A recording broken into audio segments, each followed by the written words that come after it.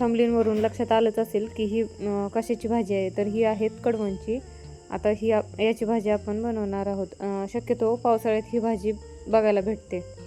आता याचं पुढचं देठ आणि पाठीमागचं देठ आपण काढून घेतले आणि आता ही स्वच्छ पाण्याने आपण धुवून घ्यायची. ही भाजी आपण जेवढ्या साध्या पद्धतीने करू तेवढी ही छान लागते. तर इथं मी भाजीसाठी कोथिंबीर आणि लसूण, शेंगदाण्याचं कूट, धना पावडर, काळा मसाला आणि मीठ घेतले. हरभऱ्याची डाळ मी इथं भिजत घातली होती, साधारण तासभर भिजत घालायचे. इथं मी लोखंडाच्या कढईतच ही भाजी बनवणार आहे.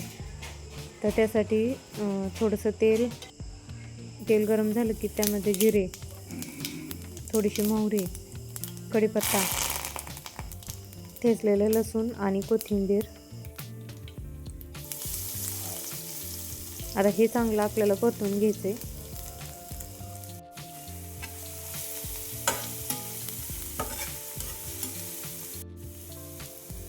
आता यामध्ये थोडीशी हळद आणि थोडीशी धना पावडर आपण टाकणार आहोत.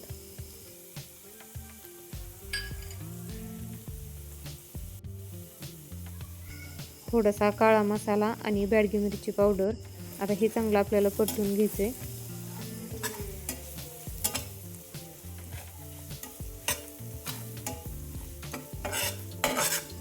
याला पण आपण तेल सुटेपर्यंत चांगलं परतून घेतलं की यामध्ये आपण कडवणची टाकणार आहोत. आता याला शिजण्यासाठी थोडंसं पाणी घालायचं.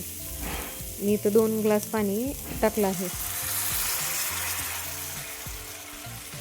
आता कडवणची शिजण्यासाठी पाणी जरा थोडंसं जास्तच लागतं. आता या आपण भिजवलेली डाळ टाकायची.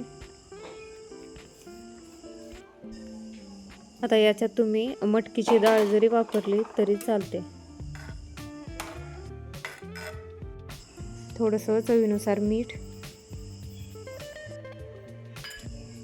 आणि शेंगदाण्याचं कूट.